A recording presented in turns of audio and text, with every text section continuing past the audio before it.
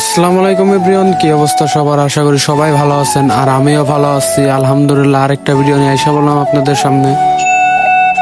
কিছুদিন ধরে আমি গাজীপুরে আইছিলাম, আসার পরে কোনো কিছু ভালো লাগতেছিল না, সবসময় শুধু রুমের ভিতরে বসে থাকা লাগে। এই জন্য ভাবলাম যে গোয়ালঘরের ওদিকে ঘুরে আসি, অমরন ফায়ারের সেই ভাইরাল জায়গা। আর ওভার ব্রিজটা পার হয়ে আমাকে একটা অটো নিয়ে নিতে হবে, অটো দিয়ে যাইতে হবে, কারণ আমি যেখানে থাকি এখান থেকে একদম কাছে, 10 টাকা ভাড়া হলে অমরন ফায়ারের বাড়ির ওই দিক থেকে ঘুরে আসা যায়। আর অটোতে উঠা কিছুক্ষণ যাওয়ার পরে আইসা পড়ি বারোইপাড়া এদিকে দিয়ে যাইতেছিলাম, দেখি কোনো মানুষই নাই এখানে। ভাবছিলাম যে অমরন ফায়ারের সাথে দেখা হয়ে যাবে, কিন্তু দেখি এখানে কোনো টিম মেম্বারই নাই অমরন ফায়ারে। এদিকে আসার পরে একজনের কাছে শুনতে পেলাম যে অমরন ফায়ার নাকি চলে গেছে ব্রাহ্মণবাড়িয়া ট্যুরে, ওইখান থেকে ঘুরে আসতে অনেক দেরি হবে, যার জন্য আমি এখানে আর বেশিক্ষণ থাকি না, একটু সময় কাটায় তারপরে এখান থেকে চলে গেছিলাম। আর ভাবলাম এইখানে একটু বসে থেকে হয়তো কোনো টিম মেম্বার আসবে অমরন ফায়ারে, কিন্তু দেখি না, তাও আসে না। এখানে সব সময় ওরা আসে না, সময়ে সময়ে আসে ওরা এখানে।